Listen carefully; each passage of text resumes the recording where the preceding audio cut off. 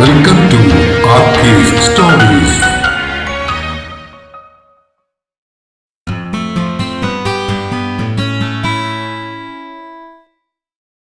പ്രിയേ പ്രണയിനി ഭാഗം 54. രചനയും അവതരണവും രഘുദാസ് കാട്ടുങ്കൽ. വിശ്വന്റെ കാർ കൺമുന്നിൽ നിന്നും മറഞ്ഞതോടെ വീടിന്റെ വരാന്തയിൽ സന്തോഷം നിറഞ്ഞൊരു ശാന്തത പടർന്നു. പോർട്ടിക്കോയിൽ ശാരദാമ്മയും ദേവനും ഗൗരിയും വൈശാഖിയും മാത്രം ബാക്കിയായി. എല്ലാവരുടെയും ചുണ്ടുകളിൽ ചിരിയായിരുന്നു. പ്രശ്നങ്ങളുടെ കാർമേഘങ്ങൾ ഒഴിഞ്ഞുപോയതിന്റെ ആശ്വാസത്തിനൊപ്പം മെരിങ്ങാത്ത കൊമ്പനെ പോലെ നടന്നിരുന്ന വിശ്വനെ കിച്ചൂട്ടൻ വരച്ച വരയിൽ നിർത്തും എന്നുള്ള ചിന്തയായിരുന്നു ആ ചിരിക്കു പിന്നിൽ. നമുക്ക് ഇറങ്ങിയാലോ? ദേവന്റെ ചോദ്യം കേട്ട് ഗൗരിയും വൈശാഖിയും തല കുലുക്കുന്നതിനിടയിലാണ് ശാരദാമ്മയുടെ ചോദ്യം വന്നത്. എടാ ദേവാ, അവർ ദേവന് നേരെ തിരിഞ്ഞു. നീ ഇവളെയും കൊണ്ട് നടക്കുന്നതേ ഇപ്പൊ നാട്ടിൽ മുഴുവൻ പാട്ടായിട്ടുണ്ട്. ഇനിയും വെച്ച് താമസിപ്പിക്കാതെ അങ്ങ് കെട്ടിക്കൂടെ? ശാരദാമ്മയുടെ ചോദ്യം കേട്ടതും ദേവൻ നോക്കിയത് ഗൗരിയാണ്. അവന്റെ മുഖത്ത് നിസ്സഹായമായ ഒരു ചിരി വിരിഞ്ഞു. ഞാൻ എപ്പോഴും റെഡിയാണ് ശാരദാമ്മേ. അവൻ ഗൗരിയെ നോക്കി കണ്ണുകൾ ചിമ്മി. പക്ഷെ ഈ പെണ്ണ് സമ്മതിക്കുന്നില്ലെന്നേ. എന്റെ അമ്മ സമ്മതിക്കാതെ കെട്ടാനൊക്കത്തില്ലെന്നാ ഇവള് പറയുന്നത്. അത് പിന്നെ അവള് പറയുന്നതിലും കാര്യമുണ്ട് ദേവാ. ശാരദാമ്മ ഗൗരിയുടെ പക്ഷം ചേർന്നു. അവളുടെ അപ്പച്ചിയും വല്യച്ഛനും ഒക്കെ അവൾക്ക് എതിരാ. നാളെ വിവാഹം കഴിഞ്ഞ് ഭർത്താവിന്റെ അമ്മയും കൂടി എതിരായ പിന്നെ അവൾക്കത് സഹിക്കാൻ കഴിയോ? അതുകൊണ്ട് നീ ആദ്യം നിന്റെ അമ്മയെ പറഞ്ഞൊന്ന് മനസ്സിലാക്ക്. അതിന് ഞാൻ പറഞ്ഞിട്ടാണോ ശാരദാമ്മേ? ദേവൻ നെടുവീർപ്പെട്ടു. എന്ത് വേണമെന്നുള്ള ഒരു ആലോചനയിലായിരുന്നു ശാരദാമ്മ. അപ്പോഴാണ് ഗൗരി ഇടയ്ക്ക് കയറി സംസാരിച്ചത്. വിലാസിനി അമ്മയ്ക്ക് എന്നോട് ദേഷ്യമൊന്നുമില്ല ശാരദാമ്മേ. അത് കേട്ട് ശാരദാമ്മ മുഖം ചുളിച്ച് അവളെ നോക്കി. പിന്നെ എന്താ? അന്ന് കാവില് വെച്ച് സജീവൻ കൊല ചെയ്യപ്പെട്ടത് പിന്നെ ഒരു ദിവസം അമ്മ എന്നെ കാണാൻ വന്നിട്ടുണ്ടായിരുന്നു. കാവിലെ ശാപം ദോഷം എന്നൊക്കെ പറഞ്ഞ് അമ്മ ആകെ പേടിച്ചിരിക്കുക. ഞാൻ കാരണം ദേവേട്ടന് വല്ല ദോഷവും വരുമോ എന്നുള്ള പേടി മാത്രമേ അമ്മയ്ക്കുള്ളൂ. പിന്നെ ഒരു ദോഷം. അത് കേട്ട് ദേഷ്യം സഹിക്കാനാവാതെ വൈശാഖി ചീറി. ഗൗരിയെ ആരെങ്കിലും കുറ്റപ്പെടുത്തുന്നത് അവൾക്ക് പണ്ടേ ഇഷ്ടമുള്ള കാര്യമല്ല. ഒന്ന് പോയെന്റെ കിച്ചു, എന്ത് ദോഷം എന്നായി പറയുന്നേ? എന്റെ ദേവേട്ട, നിങ്ങളുടെ അമ്മ ഇത്രയ്ക്ക് പഴഞ്ചനാന്നോ? വൈശാഖിയുടെ ചോദ്യത്തിന് മറുപടി പറയാതെ ദേവൻ ചിരിക്കുക മാത്രം ചെയ്തു. വൈശാഖി വിട്ടില്ല. അവന്റെ അമ്മയോടുള്ള ദേഷ്യം അവനെ നോക്കി ദഹിപ്പിച്ച് തീർത്തിട്ട് അവൾ ഗൗരിയുടെ അടുത്തേക്ക് ചെന്നു. എടി മോളെ, നീ അതൊന്നും നോക്കാൻ നിൽക്കണ്ടോ. ദേവേട്ടന് സമ്മതം വന്നേ, നീ അങ്ങ് കേട്ട്. ആകെപ്പാടൊരു ജീവിതമല്ലേ ഉള്ളൂ മോളെ, അത് വെറുതെ ഇങ്ങനെ പാഴക്കി കളയല്ലേ.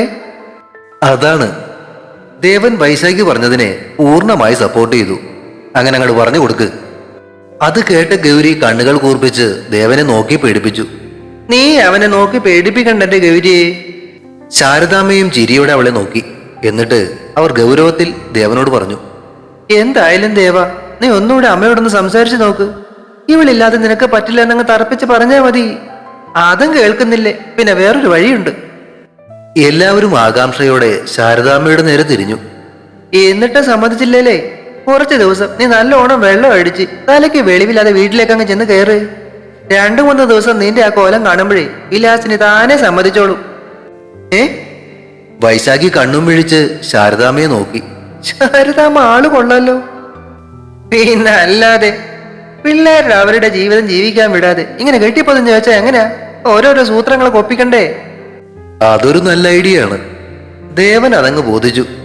പരീക്ഷിച്ച് നോക്കല്ലേ? അവൻ അതും ചോദിച്ചുകൊണ്ട് ഗൗരിയെ നോക്കി. ഗൗരി ദേഷ്യത്തോടെ ചുണ്ടു പിളർത്തി കാട്ടി. വേണ്ട വേണ്ട, അങ്ങനെ വെള്ളമൊക്കെ അടിച്ച് ഫിറ്റായിക്കൊണ്ടില്ല ഒരു പരീക്ഷണവും വേണ്ട. അയ്യോ, എന്റെ പെണ്ണെ അടിച്ച് ഫിറ്റാകാനല്ല, ചുമ്മാ അഭിനയിച്ച പോരെ. ദേവൻ ചിരിയോടെ അവളെ സമാധാനിപ്പിച്ചു. ആ എങ്കി ഓക്കെ. അവൾ ആശ്വാസത്തോടെ തലകിളക്കി. അല്ല ദേവ, ഇനി ആ വിഷ്ണുവിന്റെ കാര്യം എങ്ങനെയാ? അവന്റെ പുറത്തിറക്കാൻ ഇനി എന്ത് ചെയ്യാൻ സാധിക്കും? ആ ഒരു ചോദ്യത്തോടെ ശാരദാമ്മ ദേവനെ നോക്കുമ്പോ അവന്റെ മുഖത്ത് തികഞ്ഞ ആത്മവിശ്വാസം ഉണ്ടായിരുന്നു. ഇനി കാര്യങ്ങളൊക്കെ എളുപ്പമാണ് ശാരദാമ്മേ. ദേവൻ എല്ലാവരോടുമായി വിശദീകരിച്ചു. വിഷ്ണു ഇപ്പോൾ കൊലപാതക കുറ്റത്തിന് കോടതി വഴി ശിക്ഷിക്കപ്പെട്ട് ജയിലിൽ കഴിയുകയാണല്ലോ. സാധാരണഗതിയിൽ അപ്പീൽ പോയാലും വിധി വരാൻ കാലതാമസം എടുക്കും.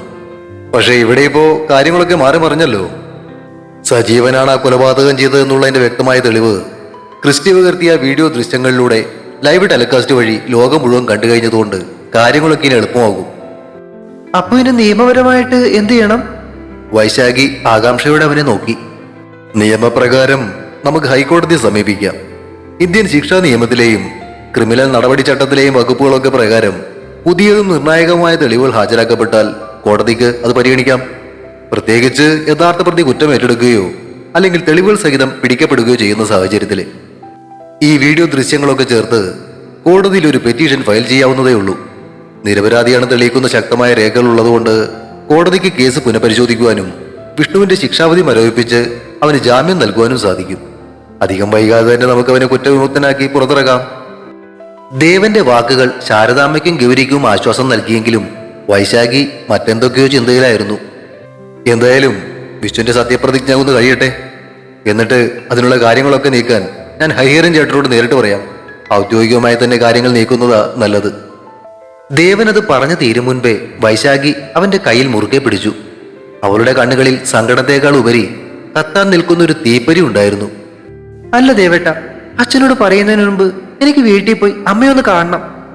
അവളുടെ ശബ്ദം വിറയ്ക്കുന്നുണ്ടായിരുന്നു.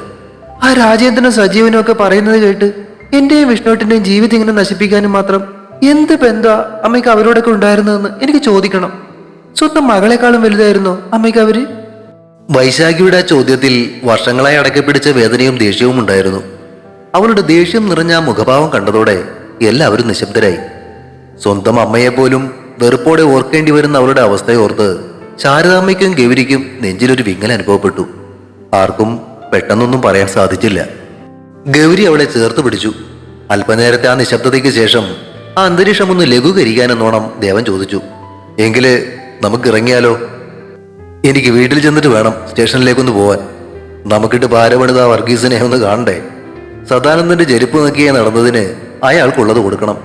അത് മാത്രമല്ല, എനിക്ക് പകരം ചാർജ് ഏറ്റെടുക്കാമെന്ന ആ പഴയ SHO ഹരിഹരൻ അവിടെ ഉണ്ടാവും. അയാളെ ഒന്ന് കാണണം. ദേവന്റെ കണ്ണുകളിൽ പോലീസുകാരന്റെ ഗൗരവം തിരിച്ചെത്തിയിരുന്നു. അതോടെ ഗൗരിയും വൈശാഖിയും എഴുന്നേറ്റു. എന്നാ ശാരദാമ്മേ, ഞങ്ങൾ ഇറങ്ങുക. ഗൗരി ശാരദാമ്മയുടെ കയ്യിൽ പിടിച്ചു പറഞ്ഞു. ശരി മക്കളെ, സൂക്ഷിച്ചു പോണേ. ഇടയ്ക്കൊക്കെ ഇങ്ങോട്ട് വരണം കേട്ടോ. ശാരദാമ്മ സ്നേഹത്തോടെ അവരുടെ തലയിൽ തലോടി. വൈശാഖിയും ശാരദാമ്മയോട് യാത്ര പറഞ്ഞു. ചേലക്കലെ തറവാടിന്റെ പടിയിറങ്ങുമ്പോൾ ഗൗരിയുടെയും ദേവന്റെയും മനസ്സിൽ വിലാസിനിയമ്മയെ എങ്ങനെ മെരുക്കാമെന്ന ചിന്തയായിരുന്നുവെങ്കിൽ വൈശാഖി അവളുടെ അമ്മയോട് സംസാരിക്കാനുള്ള കാര്യങ്ങൾ സ്വരുക്കൂട്ടുകയായിരുന്നു മനസ്സിൽ.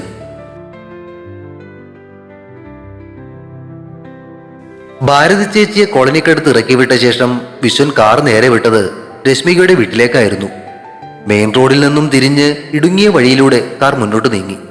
ഒരു ചെറിയ പറമ്പിനകത്ത് ഓടിട്ട പഴയൊരു കൊച്ചു വീടായിരുന്നു രശ്മികയുടേത്. മുറ്റത്തേക്ക് കാർ കയറാനുള്ള വീതി ഇല്ലാത്തതുകൊണ്ട് വിശ്വൻ റോഡരികിലാണ് കാർ ഒതുക്കി നിർത്തിയത്. എഞ്ചിൻ ഓഫ് ചെയ്തതും കിച്ചു ചാടി ഇറങ്ങാൻ വെമ്പൽ കൂട്ടി. അവനെ എടുത്തുകൊണ്ടാണ് വിശ്വൻ കാറിന്റെ ഡോർ തുറന്ന് പുറത്തേക്ക് ഇറങ്ങിയത്. അപ്പോഴും കയ്യിലുള്ള വലിയ ചുവന്ന ബസ് അവൻ താഴെ വെക്കാൻ തയ്യാറല്ലായിരുന്നു. അത് നെഞ്ചോട് ചേർത്ത് പിടിച്ചായിരുന്നു ആശാന്റെ ഇരിപ്പ്. ബാക്കി കളിപ്പാട്ടങ്ങളും മിഠായികളും അടങ്ങുന്ന കിറ്റ് കയ്യിലെടുത്ത് രശ്മികയും കാറിൽ നിന്നും ഇറങ്ങി. കിച്ചുവിനെയും എടുത്തുകൊണ്ട് മുന്നിൽ നടക്കുന്ന വിശ്വനെ നോക്കി അവന് തൊട്ടു പിന്നിലായി അവളും നടന്നു. അവൾ ഒരുപാട് കാലം മനസ്സിൽ കൊണ്ടു നടന്നിരുന്ന ഒരു സ്വപ്നമായിരുന്നു അത്.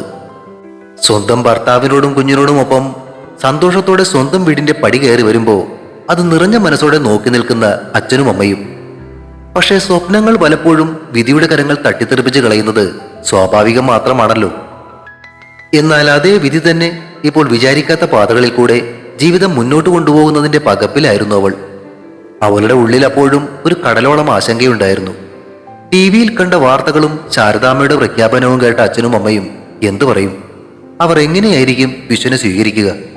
ഗേറ്റ് തുറന്ന് അവർ പറമ്പിലേക്ക് കയറി. വീടിന്റെ മുൻവശത്തെ വാതിൽക്കൽ തന്നെ സുരേന്ദ്രൻ അവരെയും കാത്തു നിൽപ്പുണ്ടായിരുന്നു. മകളെയും കൊച്ചുമകനെയും സുരക്ഷിതമായി തിരികെ കൊണ്ടുവന്ന ആളിനെ പ്രതീക്ഷിച്ചതുപോലെ ആ കണ്ണുകളിൽ നന്ദിയും സ്നേഹവും നിറഞ്ഞു നിന്നിരുന്നു. കിച്ചുവിനെയും എടുത്ത് നടന്നു വരുന്ന വിശ്വനെ കണ്ടതും സുരേന്ദ്രൻ ആദരവോടെ കൈകൂപ്പി. അത് കണ്ട വിശ്വൻ കിച്ചുവിനെ ഒറ്റക്കൈയിൽ താങ്ങിപ്പിടിച്ച് മറുകൈ കൊണ്ട് സ്നേഹത്തോടെ അയാളെ തടഞ്ഞു. അയ്യോ, എന്താ ഇത് സുരേന്ദ്രേട്ടാ, ഇങ്ങനെ തൊഴുകയൊന്നും വേണ്ട. അതിനിടയിൽ അപ്പൂപ്പനെ കണ്ട സന്തോഷത്തിൽ കിച്ചു തന്റെ കയ്യിലിരുന്ന ബസ് ഉയർത്തിക്കാട്ടി. അപ്പാപ്പേ, കണ്ടോ, കിച്ചുന്റെ റെഡ് ബസ് അച്ഛ വാങ്ങി തന്നതാ. അവന്റെ കൊഞ്ചിയുള്ള പറച്ചിലും മുഖത്തെ ആഹ്ലാദവും കണ്ട് സുരേന്ദ്രൻ ചിരിച്ചുപോയി. എങ്കിലും അവൻ വിശ്വനെ അച്ഛ എന്ന് വിളിച്ചത് കേട്ടപ്പോ അയാളുടെ ഉള്ളൊന്നാളി. ഒരു നിമിഷം പകപ്പോടെ അയാൾ വിശ്വനെയും രശ്മികയെയും മാറി മാറി നോക്കി. എങ്കിലും ആ പകപ്പ് പുറത്തു കാണിക്കാതെ സുരേന്ദ്രൻ വിശ്വനെ അകത്തേക്ക് ക്ഷണിച്ചു. വാ, അകത്തേക്ക് ഇരിക്കാം. വീടിനകത്തേക്ക് കയറിയപ്പോ വിശ്വൻ കിച്ചുവിനെ മെല്ലെ നിലത്ത് നിർത്തി. നിലത്ത് കാല് കുത്തിയതും കിച്ചുവിന് തിരക്കായി. അവൻ ഓടിച്ചെന്ന് അമ്മയുടെ കയ്യിൽ നിന്നും ആ കിറ്റ് വാങ്ങി. പിന്നെ അപ്പൂപ്പന്റെ കൈ പിടിച്ചു വലിച്ചു. വാ പാപ്പേ, കിച്ചുന്റെ മിഠായി കാണിച്ചു തരാം. തനിക്ക് പുതിയതായി കിട്ടിയ കളിപ്പാട്ടങ്ങളും മിഠായികളും ഒക്കെ അപ്പൂപ്പനെ കാണിക്കാനുള്ള തിടുക്കത്തിലായിരുന്നു അവൻ. അവന്റെ ആവേശം കണ്ട് വിശ്വനും രശ്മികയും ഒരേ സമയം ചിരിച്ചുപോയി. അപ്പോഴേക്കും രശ്മികയുടെ അമ്മ സരോജിനി അകത്തെ മുറിയിൽ നിന്നും മുൻവശത്തെ മുറിയിലേക്ക് വന്നു. രാവിലെ സദാനന്ദന്റെ ഗുണ്ടകൾ വീട്ടിൽ കയറി ഭീഷണിപ്പെടുത്തിയതിന്റെ ഭയവും നടുക്കവും ഇപ്പോഴും ആ മുഖത്തുണ്ടായിരുന്നു. അമ്മയെ കണ്ടതും രശ്മിക ധൃതിയിൽ ഓടിച്ചെന്ന് അവരെ കെട്ടിപ്പിടിച്ചു. ഒരു വാക്കുപോലും പറയാനാവാതെ സരോജിനി വിങ്ങിപ്പൊട്ടി. ഇത്രയും നേരം മനസ്സിൽ അടക്കിപ്പിടിച്ചിരുന്ന ഭയവും സങ്കടവുമെല്ലാം കണ്ണുനീരായി പുറത്തേക്കൊഴുകി. അത് കണ്ട് വിശ്വൻ കസേരയിൽ നിന്നും എഴുന്നേറ്റ് അവരുടെ അടുത്തേക്ക് ചെന്നു. അമ്മ, എന്തിനെങ്ങനെ കരയുന്നേ? പ്രശ്നങ്ങളൊന്നുമില്ലാതെ എല്ലാം അവസാനിച്ചില്ലേ? ഇനി പേടിക്കാനൊന്നുമില്ല കേട്ടോ. മറുപടി പറയാൻ അവർക്ക് വാക്കുകൾ കിട്ടിയില്ല. വിറയ്ക്കുന്ന കൈകൾ കൂപ്പി അവർ വിശ്വനെ നോക്കി തൊഴുതു. ഏയ്, എന്താ അമ്മ ഇത്? വിശ്വൻ സ്നേഹത്തോടെ അവരുടെ കൈകളിൽ പിടിച്ചു താഴ്ത്തി. നന്ദി കൊണ്ട് അവരുടെ കൈകൾ വിറക്കുന്നുണ്ടായിരുന്നു. അതിനിടയിലേക്കാണ് കിച്ചു ഒരു മിഠായിയും കയ്യിൽ ഉയർത്തിപ്പിടിച്ച് ഓടി വന്നത്. അമ്മമ്മ കരയുന്നത് കണ്ടതും അവന്റെ കുഞ്ഞുമുഖം വാടി. അമ്മമ്മ കൈ എന്താട്ടോ? കിച്ചു മിഠായി തരാം. അവൻ തന്റെ കുഞ്ഞു കയ്യിലെ മിഠായി സരോജിനിക്ക് നേരെ നീട്ടി. ആ നിഷ്കളങ്കമായ സ്നേഹം കണ്ട് സരോജിനി കരച്ചിലടക്കി അവനെ വാരിയെടുത്ത് ഉമ്മ വെച്ചു. പക്ഷെ കിച്ചുവിന് കളിക്കാൻ തിരക്കായിരുന്നു. ഏയ്, താഴെ നെത്ത്, കിച്ചു കളിക്കട്ടെ. അവരുടെ കയ്യിൽ കിടന്ന് അവൻ കുതറിയതോടെ അവർ അവനെ താഴെ നിർത്തി. അവൻ വീണ്ടും കളിപ്പാട്ടങ്ങളുമായി തന്റെ ലോകത്തേക്ക് മടങ്ങി. താൻ പറയാൻ വന്ന കാര്യം എങ്ങനെ അവതരിപ്പിക്കുമെന്ന പരുങ്ങലിലായിരുന്നു വിശ്വൻ. അവൻ കസേരയിലിരുന്ന് ആ വീടിന്റെ അകം നോക്കി കാണുന്നതിനിടയിൽ എങ്ങനെ പറഞ്ഞു തുടങ്ങണം എന്ന് ചിന്തിക്കുക കൂടിയായിരുന്നു. അത്രയും വലിയൊരു തറവാട്ടിലെ, അതും കേരളത്തിന്റെ ആഭ്യന്തരമന്ത്രിയായിരുന്ന ഒരാളോട് എങ്ങനെ സംസാരിക്കണമെന്നുള്ള സങ്കോചം സുരേന്ദ്രനും ഉണ്ടായിരുന്നു. രശ്മിക അമ്മയുടെ പിന്നിലായി ഒതുങ്ങി നിന്നു. കുറച്ചു നേരം കിച്ചുവിന്റെ കളി നോക്കി നിന്ന ശേഷം വിശ്വൻ മെല്ലെ സുരേന്ദ്രനോട് കാര്യം പറയാൻ തുടങ്ങി. സുരേന്ദ്രേട്ടാ, ടി വിയിൽ വന്ന കാര്യങ്ങളൊക്കെ എല്ലാവരും കേട്ടല്ലോ അല്ലേ? ഓ, സുരേന്ദ്രൻ തലകുലുക്കി. എന്റെ പേരും പറഞ്ഞ് രശ്മിക ആ കൂട്ടത്തിൽ ഒരാൾ അപമാനിക്കാൻ ശ്രമിച്ചപ്പോ അമ്മ പറഞ്ഞ മറുപടിയും എല്ലാവരും കേട്ട് കാണുമല്ലോ. അതിനും സുരേന്ദ്രൻ മൗനമായി തലകുലുക്കി. വിശ്വൻ തുടർന്നു. എല്ലാവരുടെയും മുന്നിൽ വെച്ച് പറഞ്ഞതുകൊണ്ട് മാത്രമല്ല, ഇവന് നല്ലൊരു അച്ഛനാകാൻ എനിക്കും ആഗ്രഹമുണ്ട്. കിച്ചുവിനെ കണ്ണുകൾ കൊണ്ട് കാണിച്ചുകൊണ്ടായിരുന്നു അവനത് പറഞ്ഞത്.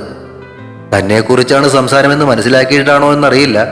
കിച്ചു പെട്ടെന്ന് തല ഉയർത്തി വിശ്വനെ നോക്കി പല്ലുകളെല്ലാം കാട്ടി ചിരിച്ചു.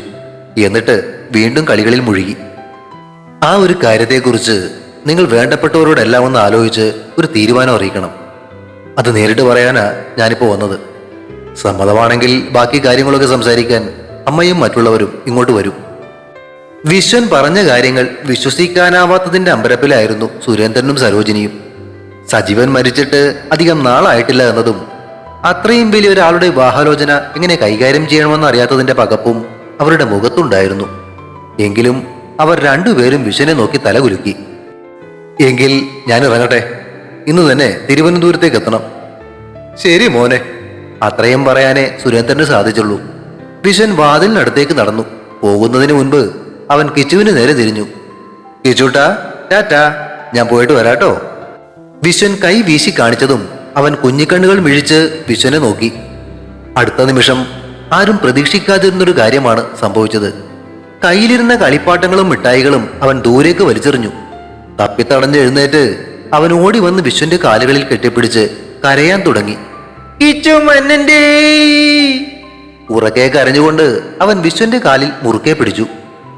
ഇത്രയും നാളും അച്ഛന്റെ സ്നേഹമെന്തെന്നറിയാതെ വളർന്ന ആ കുഞ്ഞ് തനിക്ക് കിട്ടിയ പുതിയ അച്ഛനെ അങ്ങനെ അങ്ങ് വിട്ടുകൊടുക്കാൻ തയ്യാറല്ലായിരുന്നു. ആ കാഴ്ച കണ്ട് രശ്മികയും അത്ഭുതത്തോടെ നിന്നുപോയി. ഒരച്ഛന്റെ സ്നേഹത്തിന്റെ കുറവ് തന്റെ മകനെ എത്രമാത്രം വിഷമിപ്പിച്ചിരുന്നു എന്നത് അവൾ മനസ്സിലാക്കുകയായിരുന്നു. അതേസമയം കാലിൽ കെട്ടിപ്പിടിച്ച് കാറിക്കൂവി കരയുന്ന അവനെ നോക്കി എന്ത് ചെയ്യണമെന്നറിയാത്ത അവസ്ഥയിൽ നിൽക്കുകയായിരുന്നു വിശ്വൻ. തുടരും. പ്രിയ പ്രണയിനി അടുത്ത ഭാഗം ഉടൻ പ്രതീക്ഷിക്കുക. സബ്സ്ക്രൈബ് ചെയ്യാത്തവരുണ്ടെങ്കിൽ ദയവായി സബ്സ്ക്രൈബ് ചെയ്ത് സപ്പോർട്ട് ചെയ്യണേ. കഥയ്ക്ക് അഭിപ്രായങ്ങളും ലൈക്കുകളും ഹൈപ്പും ഒക്കെ നൽകുന്നതിനോടൊപ്പം തന്നെ കഥയുടെ ലിങ്ക് കഴിയുന്നവർക്കൊക്കെ ഒന്ന് ഷെയർ ചെയ്ത് കൂടി കൊടുത്തേക്കണേ. Thank U.